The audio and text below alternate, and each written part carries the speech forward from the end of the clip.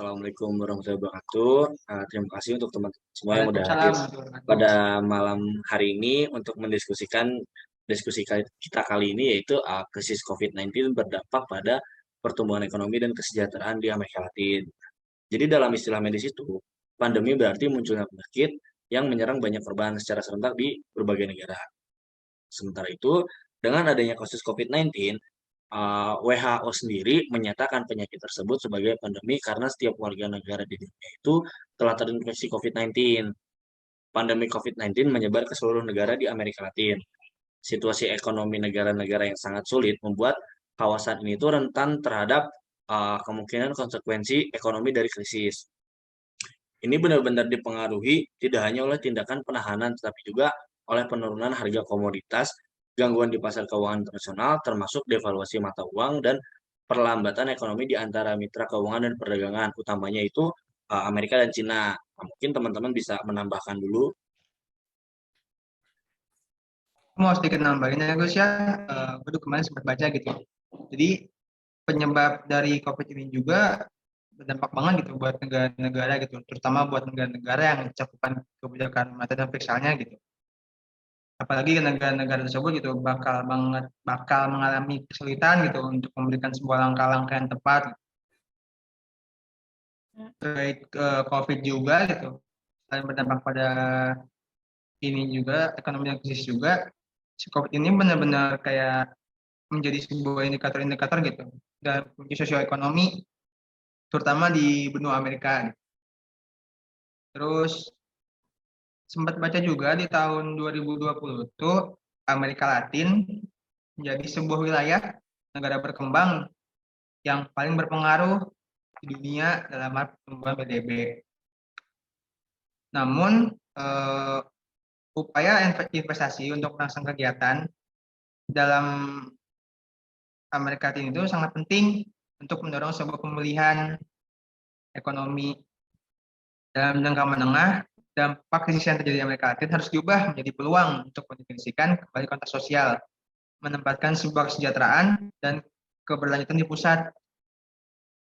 Dampak-dampak lainnya juga mungkin ada di berbagai kawasan di Amerika Latin, gitu, termasuk untuk mengatasi tantangan pembiayaan, pembangunan, dan mengatasi tingkat hutang yang meningkat di negara Amerika Latin. Kalau aku sebenarnya cuma segitu doang itu. Mungkin teman-teman ada yang baca artikel lain ingin menambahkan. Ya, aku search juga kan tentang problem ini di Google di Google pokoknya ya. Nah, aku nemu dari satu website resmi dari IMF atau kita bisa tahu internet bisa bisa kita bilang biasa dengar tuh International Monetary Fund.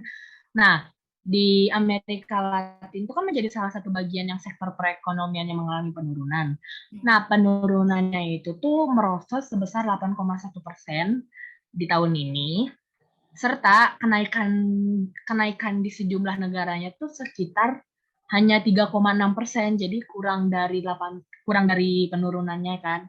Kenaikan sama penurunan itu tidak sama. Nah, setelah itu COVID-19 juga tuh memiliki dampak lain kayak memperburuk situasi ekonomi yang tadi dibilangin kan. Tapi memperburuk situasi ekonominya tuh oleh ini bagi perempuan, kelompok masyarakat adat, dan imigran dan orang-orang Afrika di Amerika Latin. Nah, di wilayah itu tuh mereka tuh mengalami ketimpangan yang cukup tinggi. Dan menurut laporan dari ECLAC atau Ekonomi Commission Latin America and Caribbean menyebutkan juga kalau perempuan tuh berada dalam situasi yang lebih rentan daripada laki-laki. Nah, banyak pekerja rumah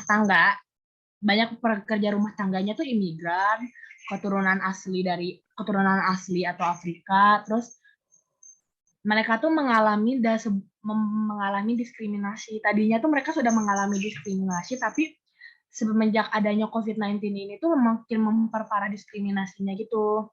Terus mereka juga menghadapi kesenjangan upah yang lebih besar dibandingkan negara-negara berkembang atau maju lainnya, dan menurunnya kegiatan ekonomi di negara tersebut. Di negara Amerika Latin ya, Lalu Amerika Latin juga negara yang paling tajam penurunannya dibandingkan negara-negara yang berkembang dan maju lainnya. Lalu setelah itu tuh kayak kinerja ekonominya tuh terburuk, yang terburuk tahun ini tuh sejak tercatat pada tahun 1900-an. Nah, penurunan PDB per kapitanya itu mengakibatkan negara di Amerika Latinnya itu kembali ke level yang sama pada tahun 2009 di mana terjadinya inflasi yang besar dan resesi dalam di daerah negara di wilayah negara Amerika Latin itu. Kita ada mungkin ada berpendapat lagi. Aku mungkin izin menambahkan ya, tadi dari krisis ekonomi yang disebabkan oleh COVID-19 yang sudah Faruna jelasin tuh tadi ada kayak ekonomi bagi perempuan, kelompok masyarakat adat, imigran, dan orang-orang keturunan Afrika yang ada di Amerika Latin, dan mereka mengalami ketimpangan yang tinggi.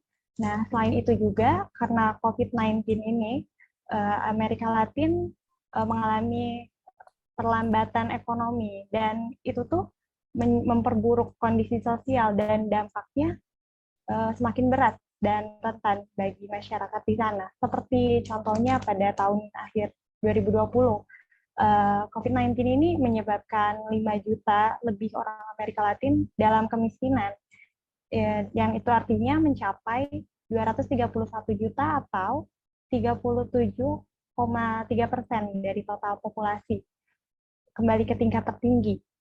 Mungkin itu aja. Kalau dari aku mau menambahkan juga, selain itu COVID-19 juga, apalagi kan di Amerika Latin tuh kebanyakan negara-negaranya tuh masih negara-negara berkembang ya.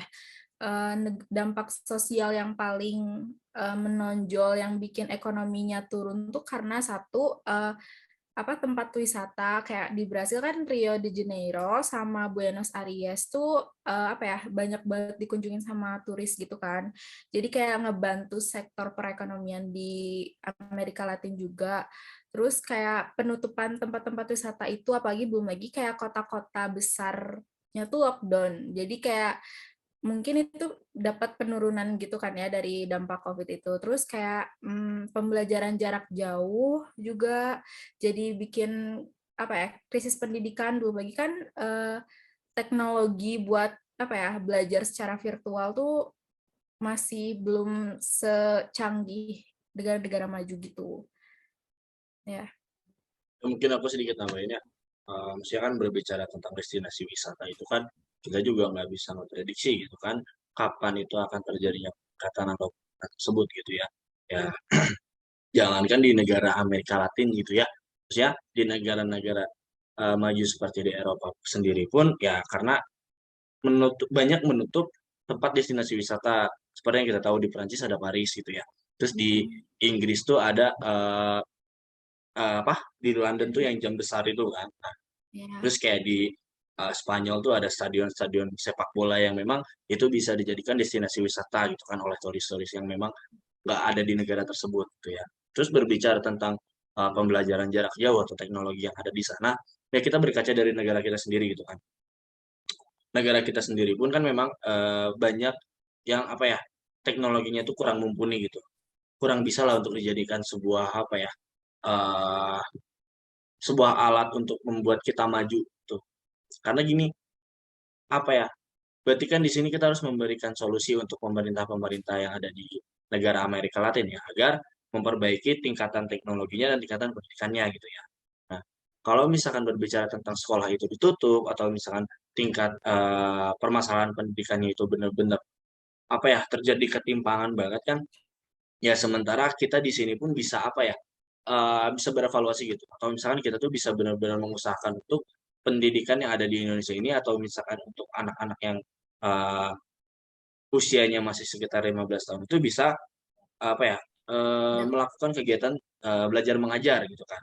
Nah, kalau misalkan berbicara teknologi, negara semaju di Eropa pun mengalami penurunan gitu karena adanya pandemi ini gitu kan. Berarti kan kita nggak bisa memprediksi terjadinya kapan datangnya pandemi tersebut gitu kan. Nah, otomatis kita mungkin bisa memberikan solusi untuk pemerintah di negara Amerika Latin untuk memperbaiki tingkatan pendidikannya mungkin kan dalam pembelajaran jarak jauh. Kira tambahan lagi dari teman-teman semua kayak gimana?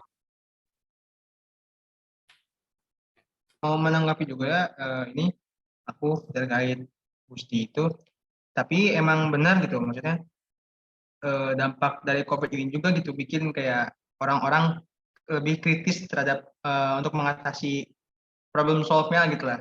Kayak misalkan kayak pembelajaran jarak jauh gitu.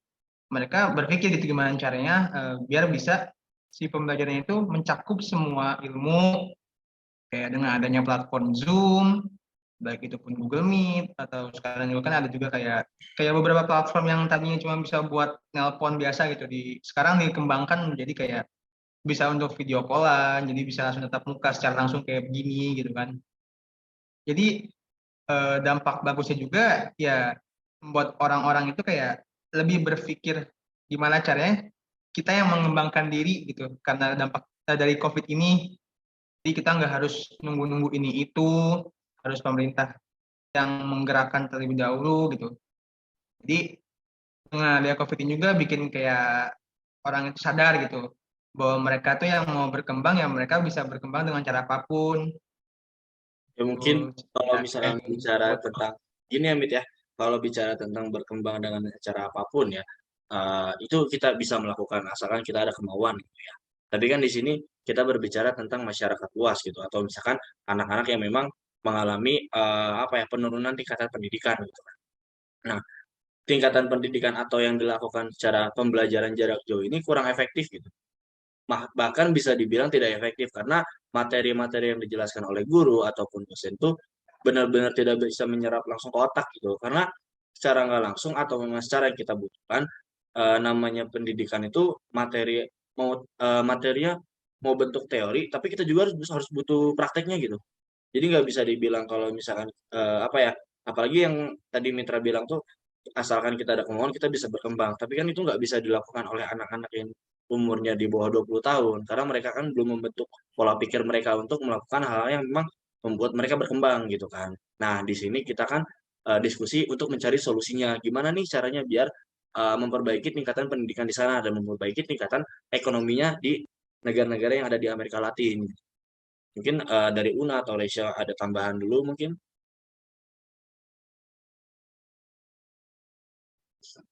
Nah, dalam hal pendidikan ini kan akibat dari COVID-19 juga kan, kalau kita Ya. jadi pembelajaran jadi daring kayak gini kan akibat COVID-19. Nah, misal kita permisalkan ya, pandemi kita nggak ada yang tahu kan kapan datangnya karena nggak ada yang kasih sinyal ini bakal pandemi nih, nggak gitu kan, bakal ada COVID nih datang ke dunia, nggak gitu. Cuman dari efek pandemi ini tuh mungkin ada beberapa negara yang bisa mengendalikannya dengan baik dari efek pandemi ini ya. Nah, bagaimana jika pandemi ini tuh terkendali dengan baik dan tidak adanya disparitas tata kelola antar kawasan dan antar status negara gitu tuh gimana jadinya kalau misalnya terlalu susah ya kalau misalnya antar kawasan disparitas itu kita simpelin kita definisikan lebih mudah itu bagaimana jika efek COVID-19, efek pandemi ini tuh terkendali oleh negara-negara di wilayah Amerika Latin. Kan tadi kayak seperti penurunan PDB, terus adanya kerentanan dari pekerja rumah tangga, terus pendidikannya juga terganggu, sosial terganggu, pariwisata terganggu. Nah, bagaimana COVID-19 itu tuh efeknya terkendali oleh pemerintah di Amerika Latin, apa yang akan terjadi gitu? Kita permisalkan saja ya. Pertanyaan sederhananya gini Ana ya, berarti bagaimana sebuah negara mengendalikan pandemi, ya kan? Mungkin pertanyaan sederhana seperti itu kan? Iya, jika sebuah negara bisa mengendalikan efek pandeminya. mungkin menurut aku ya, kalau misalkan negara itu benar-benar bisa mengendalikan sebuah peristiwa atau sebuah pandemi, itu mungkin akan menjadi negara nomor satu yang bisa membuat menjadi acuan negara-negara lain gitu, karena mereka bisa mengantisipasi dengan datangnya pandemi gitu kan. Nah, sementara lain kita tuh nggak bisa gitu memprediksi kapan datangnya pandemi ini, kapan datangnya penyakit ini, kapan menurunnya tingkat ekonomi di negara tersebut atau meningkatnya ekonomi di negara tersebut gitu. Karena negara semaju Eropa pun itu tuh benar-benar berdampak, kena dampaknya gitu akibat pandemi ini atau penyakit ini gitu ya. Makanya itu tuh benar-benar ketika kita ingin bisa apa ya, ketika kita ingin melakukan apa ya, berarti itu tuh pencegahan ya, pencegahan atau pengendalian terhadap pandemi ini gitu ya. Otomatis kan itu dibutuhkan tahapan-tahapan gitu loh. Jadi tidak bisa secara instan gitu. Tetap kita tuh mempunyai tahapan, kita tuh mempunyai perencanaan agar kita itu apa ya dibilangnya bisa selamat gitu dalam pandemi ini. Tapi kan banyak banget negara yang nggak bisa survive gitu, nggak bisa selamat karena pandemi ini gitu ya. Contoh ya di negara ketiga gitu ya, di negara dunia ketiga gitu. Ya bisa kita bilang di negara dunia ketiga itu kayak negara yang ada di Amerika Latin kayak Panama, Ekuador gitu kan. Itu kan negara-negara yang ada di dunia ketiga gitu. Otomatis apa yang maksudnya yang dimaksud negara dunia ketiga itu kan otomatis negara-negara yang miskin gitu ya. Bahkan kenapa bisa dibilang miskin gitu ya? Karena memang tingkatan ekonomi mereka atau tingkatan yang bisa memacu ekonomi mereka itu nggak ada gitu. Bahkan bisa bilang kalau misalkan mengandalkan dari destinasi wisata sendiri pun itu tuh belum tentu bisa membuat negara itu maju atau meningkat gitu ekonominya. Karena gini, apa ya? Bisa dibilang kalau misalkan menghadapi pandemi pun yang tadi aku bilang gitu ya, kita tuh membutuhkan rencana atau tahapan-tahapan agar kita bisa survive. Jadi bisa dibilang mungkin yang bakal terjadi yaitu menjadi acuan negara-negara lain untuk survive gitu. Karena dilihat negara itu berhasil bisa mengendalikan pandemi ini gitu. Mungkin itu sih dari pertanyaan kamu. Mungkin yang lain bisa nambahin bagaimana dan seperti apa.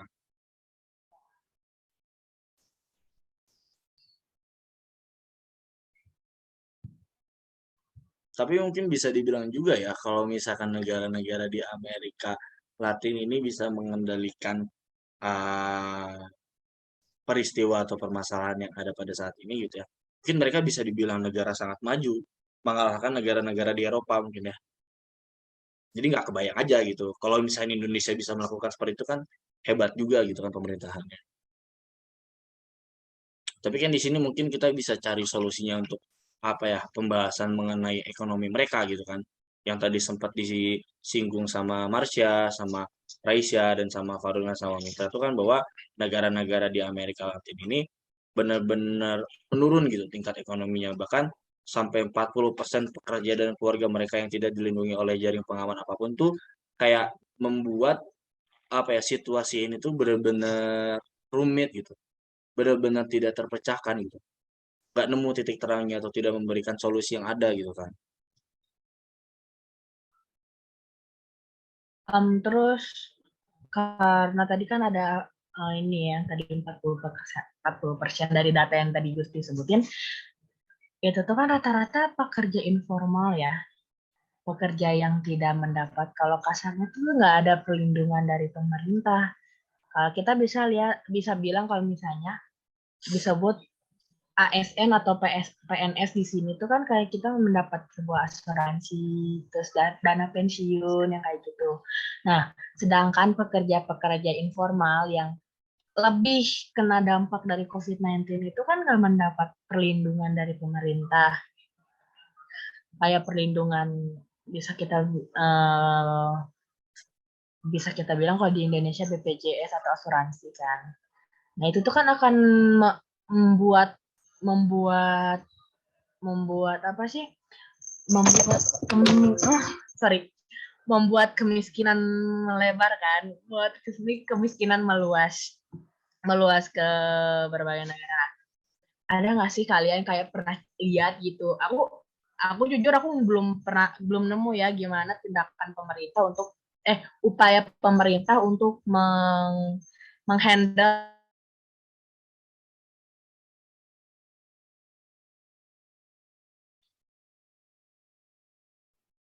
pemerintah sama sekali gitu. Gimana nak? Di Indonesia Kamu juga banyak kan yang kamu tidak nge-freeze memiliki perlindungan dari tadi pemerintah gimana? sama Kamu sekali. nge-freeze nak? Gitu. Bisa diulang nggak? Sorry. Oke, diulang kayak dari ininya aja ya, langsung apa yang aku bingungin dari ini ya. Kan rata-rata tadi yang udah Marsha bilang, yang kita tuh terkena dampak lebih ke sektor pariwisata ya. Karena biasanya negara-negara tuh di sektor pariwisatanya tuh lebih besar gitu pendapatan di sektor pariwisatanya. Nah, karena sektor pariwisatanya itu ditutup, itu yang terkena dampak kan pekerja-pekerja informal ya. Kita bisa bilang itu pekerja-pekerja informal atau bukan PNS lah ya, bukan PNS kayak gitu. Nah, itu tuh kan menyebabkan kemiskinan juga karena tidak dilindungi asuransi dan tidak adanya dana pensiun. Nah, kalian udah ada nggak sih? Jujur aku belum dapet ya, aku udah nyari tapi aku belum dapet gimana upaya pemerintahan. Kita nggak usah bilang satu negara ya, kita keseluruhannya aja gimana upaya pemerintah di negara Amerika Latin itu menghadapi pekerja informal ini yang tidak memiliki perlindungan dari negara kayak gitu. Mungkin aku bisa sedikit jawab ya.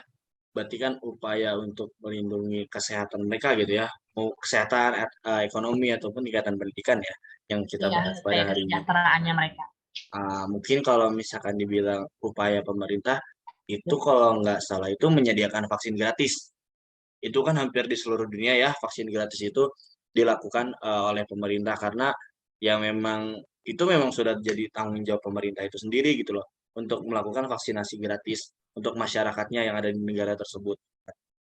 Nah, berbicara tentang ekonomi mungkin ya, otomatis kayak bantuan-bantuan untuk menghidupi masyarakatnya atau warga negaranya gitu ya. Yang tadi kamu bilang untuk pegawai-pegawai informal atau bukan seorang PNS gitu ya, atau memang bekerja dalam kaitannya dengan pemerintah gitu kan. Mungkin kalau nggak salah itu kemarin aku tuh sempat dengar dari ya gitu ya diskusi dengan sama teman-teman aku gitu ya. Jadi upaya pemerintah mereka tuh ya menyediakan sembako gitu untuk menghidupi mereka dalam range waktu kayak 1 minggu ke depan, 1 bulan ke depan. Nah, itu tuh dilakukan selama 6 bulan sekali kalau nggak salah oleh pemerintahnya untuk melakukan bagi-bagi sembako gitu ya. Nah, eh, jadi mungkin itu sih nak kalau yang aku tahu. Cuma mungkin dari teman-teman bisa nambahin gitu. Oke. Kalau aku kemarin ini Gus ya, nambahin yang Gusti gitu.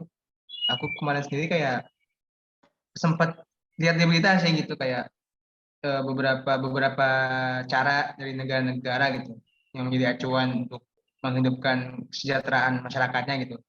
Kayak kemarin sempat lihat itu kayak Jerman gitu. Jerman itu kayak ngasih berapa euro gitu ke setiap warganya untuk kehidupan mereka selama sebulan gitu. Jadi si pemerintah Jerman ini kayak membagikan uang secara gratis untuk menghidupi rakyatnya gitu selama sebulannya gitu. Terus juga kayak yang tadi Gusti bilang kayak negara-negara yang bagi sembako itu kemarin sempat lihat juga itu kayak ada negara Pakistan, diantaranya Pakistan, terus juga di Cina itu sama juga termasuk ada kayak beberapa negara juga yang memang benar-benar kayak ngebagiin sembako kayak gitu juga. Itu aja sih tanggapan dari aku terkait tadi yang Gusti itu cuma menambahin sedikit gitu Mungkin aku nanggepin terkait yang mereka ya. validasinya. Kenapa di Jerman bisa membagikan uang dan kenapa ya mungkin di Jerman sih yang bakal aku bahas. Kenapa? Karena mungkin bisa kita apa ya sadari dulu bahwasanya negara-negara di Amerika Latin ini tidak sebanding dengan negara Jerman gitu ya. Karena Jerman itu adalah sebuah negara sangat maju bisa dibilang. Tapi itu bisa Betul. dijadikan solusi untuk pemerintah-pemerintah yang ada di negara Amerika Latin agar membuat tingkatan ekonomi mereka itu benar-benar meningkat. Jadi itu bisa diimplementasikan untuk masyarakatnya gitu. Ketika mereka menghadapi sebuah pandemi, mungkin seperti itu ya. Tapi mungkin Faruna bisa Iya, puas gak sama jawaban yang ada di Gusti sama di Mitra nih itu, atau mungkin Ya. dari Aku juga Reisya gini sama Gus, Marsha tuh bisa sedikit nambahin gitu. menanggapin yang Gusti ya gini, terkait ekonomi sendiri gitu, aku ada sedikit problem solve gitu, kayak mungkin ya bisa menjadi sebuah acuan gitu, menjadi kayak ekspor impor itu ditingkatkan lagi dalam suatu negara Amerika Latin, seperti halnya mereka menjual sebuah alat pelindung diri gitu kan, terkait kayak masker lah atau kayak APD gitu kan. Kayak beberapa negara juga, kayak kita lihat dari beberapa negara kayak macam halnya Cina, terus juga ada negara, pokoknya negara-negara lain juga kayak mereka tuh berlomba-lomba untuk membuat sebuah alat pelindung diri yang benar-benar terbaik gitu.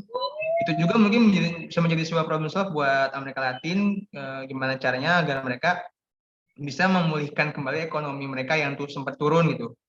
Dari secara, jika mereka berhasil membuat itu, mereka juga bisa melakukan ekspor impor gitu terkait itu, supaya ekonomi negara mereka kembali pulih dan juga bisa menghidupkan kesejahteraan kembali di negara Amerika Latin gitu.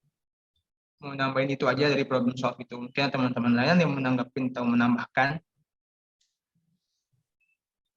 Ya sepakat sih dengan Mitra. Mungkin ya berarti kan itu solusi kita ya untuk negara-negara di Amerika Latin ini meningkatkan impor ekspornya gitu ya dalam bidang ekonomi. Nah, mungkin ya bisa kita bilang apa sih maksudnya permasalahan yang benar-benar berdampak di negara-negara Amerika Latin sendiri kan kadang banyak dari pemerintahannya itu yang tidak mensejahterakan masyarakatnya gitu kan. Nah, itu adalah salah satu kesalahan terbesar dalam sebuah pemerintahan. Jadi kita berkaca dengan di Indonesia gitu ya. Di Indonesia sendiri banyak apa ya, bukan bisa dibilang banyak. Ya pemerintah itu kurang mensejahterakan masyarakatnya gitu. Baik itu di dalam sektor perekonomian ataupun di bidang pendidikan atau kesehatan. Ya mungkin kita bisa bilang adanya asuransi BPJS gitu. Tapi BPJS itu sendiri pun belum bisa digunakan oleh semua masyarakat karena harus memiliki syarat-syarat tertentu gitu kan. Mungkin berkaca dengan negara di Indonesia ini seharusnya negara-negara di Amerika Latin ini bisa membuat hal atau inovasi yang baru agar tidak terjadi ketimpangan sosial di sana gitu kan. Ya, mungkin ada tanggapan lagi dari Marsha atau Raisya.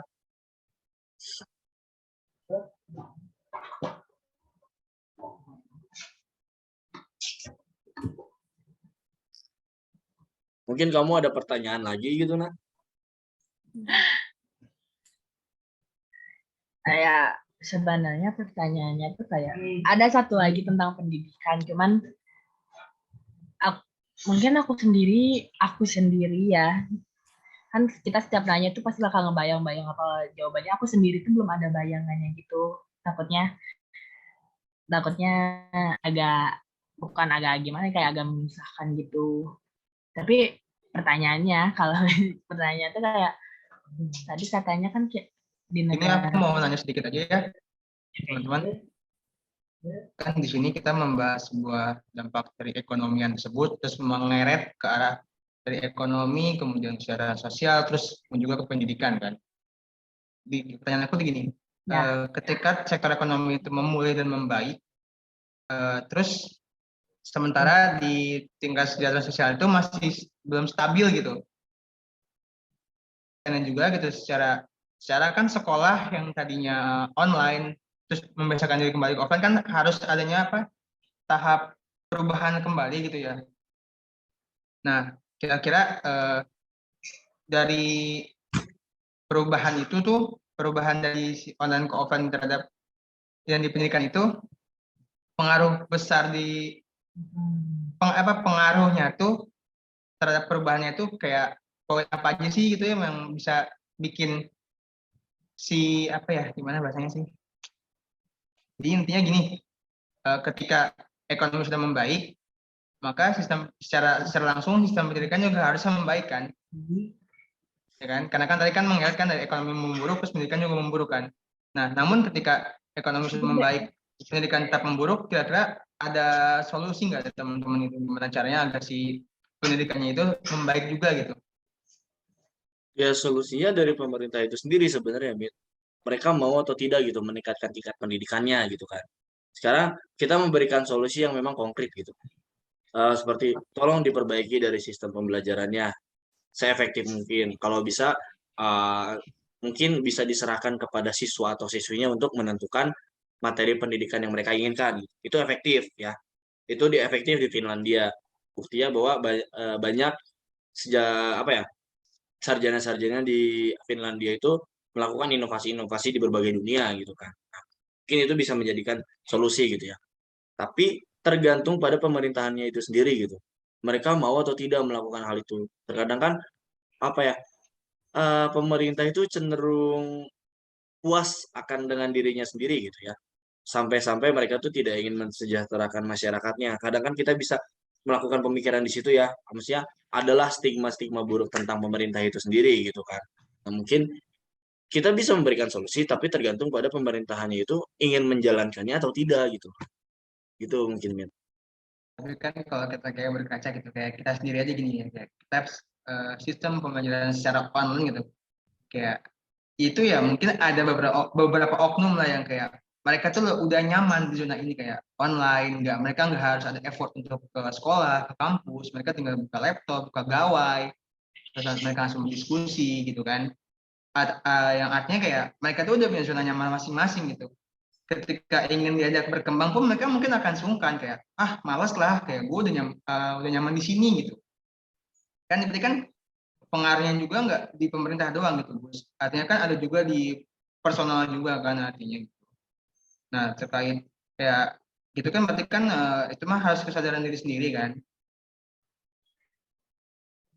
Ya berarti Dan mungkin ditingkatkan dari soft skill mungkin ya untuk mereka bisa berkembang secara sendiri gitu ya atau secara personal. Berarti kan kita juga harus memberikan edukasi yang memang mereka itu jadi apa ya, terpacu gitu untuk melakukan pengen pengembangan sekolah diri lagi gitu, pengen atau ketemu melakukan teman-teman. perubahan pada diri mereka gitu untuk lebih ke sisi yang positif. Terus ada vaksin massal buat pelajar juga kan ya. Jadi dari virtual ke offline tuh kan jadi apa kasusnya tuh menurun. Jadi pemerintah juga ada apa rencana buat dari virtual ke offline lagi. Mungkin tadi kamu ini ya membahas tentang masa transisi dari virtual ke offline gitu ya. Nah, Offline. memang kalau misalkan apa ya, dipikirkan secara matang atau direncanakan secara matang, maka masa transisi tersebut itu akan terlaksana gitu loh. Tapi kan dilihat dari apa ya, persentase penurunan pandemi COVID-19 itu di Amerika Latin gitu ya. Jadi kan pemerintah juga kan nggak pengen lah salah langkah gitu. Kalau misalkan mereka salah langkah itu kan otomatis mereka mengalami kemunduran lagi gitu kan. Yang dimana itu tidak bisa meningkatkan ya tingkatan ekonomi mereka, pendidikan mereka, terus kesehatan mereka atau eh, sosial mereka gitu ya. Jadi ketika berbicara tentang masa transisi dari virtual ke offline, otomatis itu tuh membutuhkan rencana yang sangat matang gitu loh. Jadi nggak bisa sembarangan juga. Mungkin dari teman-teman yang ada yang bisa menambahkan dulu, menanggapi tentang ini ya berarti dari masa transisi. Ya, tadi kan yang Mitra nyebutin juga kayak misalnya kayak ada beberapa murid atau siswa atau mahasiswa yang bakal beranggapan kayak udah lebih nyaman daripada udah lebih nyaman online daripada offline kan. Nah, sebenarnya benar, balik lagi ke diri kita sendiri, ke diri kita masing-masing. Kayak sebenarnya tuh kalau misalnya pembelajaran tuh lebih bagus dan lebih efektif, lebih masuknya tuh ke jika kita face to face kan, tatap muka langsung.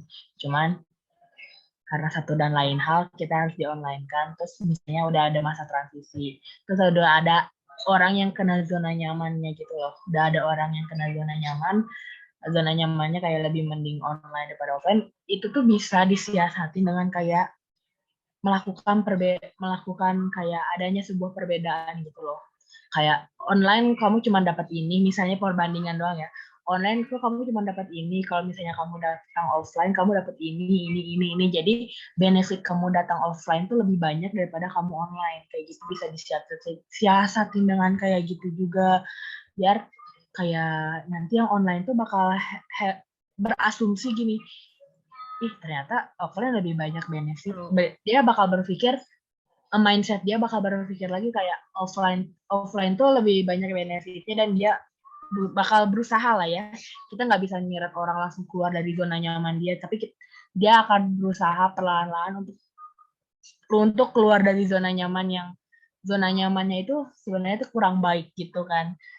Jadi adanya inovasi dalam dunia pendidikannya, misalnya lebih menambahkan banyak benefit dalam kegiatan offline daripada online-nya, kayak gitu sih kalau dari aku.